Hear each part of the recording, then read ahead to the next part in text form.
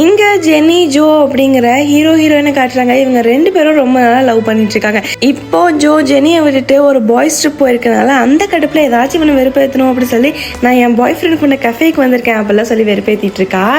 Joe எந்த வேலைக்கும் போகாம ஊர் சுத்திட்டே தான் இருக்கான். ஜெனிக்கும் 24 வயசானதுனால ஏதாச்சும் ஒரு வேலைக்கு போய் சீக்கிரம் கல்யாணம் பண்ணிக்கடா அப்படின்னு சொல்றதே ஜெனியோட பெரிய வேலையா இருக்கு. இப்படியே போயிட்டு இருக்கப்ப ஜெனிக்கு ஒரு நாள் பர்த்டே வருது. அதுக்காக 12 மணிக்கு ஜோ என்ன பண்றான் அப்படின்னா அவங்களோட வீட்டு பால்கனியில் ஏணியெல்லாம் போட்டு ஏறி வந்து அவளுக்காக ஏதாச்சும் கிஃப்ட் கொடுக்கணும் அப்படின்னு சொல்லி வந்திருப்பான்.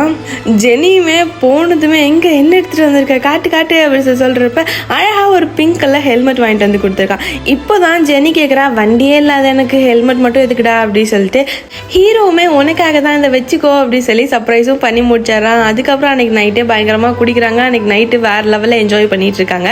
அடுத்த நாள் அவங்க அம்மா அப்பா கூடயும் ஜெனியோட பர்த்டே செலிப்ரேஷன் சூப்பராக போகுது. இப்போ அவங்க அப்பா ஜெனிக்காக ஒரு பிங்க் கலர் ஸ்கூட்டி வாங்கி கொடுத்துருப்பாரு. இது ஜெனியோட பல நாள் ட்ரீமா இருந்திருக்கும். இப்போ ஜெனியூசோவும் ஒரு ரைடும் கிளம்பிடுறாங்க.